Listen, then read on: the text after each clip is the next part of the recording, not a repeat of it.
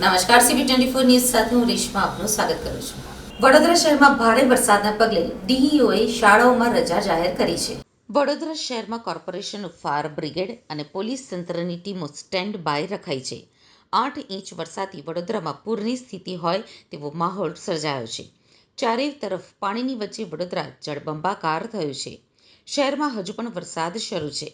વડોદરાના મોટાભાગના વિસ્તારો પાણીમાં ગરકાવ થઈ ગયા છે. વરસાદથી વડોદરાના લોકોની સ્થિતિ બગડી છે અને શહેરમાં ઠેર ઠેર પાણી ભરાયા છે. વડોદરા શહેરમાં ભારે વરસાદના પગલે ડીઈઓએ શાળાઓમાં રજા જાહેર કરી છે. જેમાં વરસાદી પાણીના ભરાવાના પગલે કોલેજમાં પણ રજા જાહેર કરાઈ છે. તેમાં શાળાઓમાં આજથી શરૂ થતી પરીક્ષાઓ પણ સત્તાધીશોએ મુલતવી કરી છે.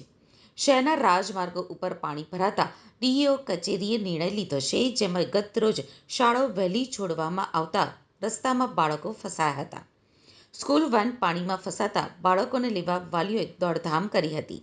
તેમજ આજવા સરોવરનું લેવલ 212.21 ફૂટે પહોંચ્યું છે. તેમજ ગઈકાલે રાત્રે 11:40 કલાકે 212.8 ફૂટે સપાટી પહોંચતા પાણીનો ઓવરફ્લો શરૂ થયો હતો.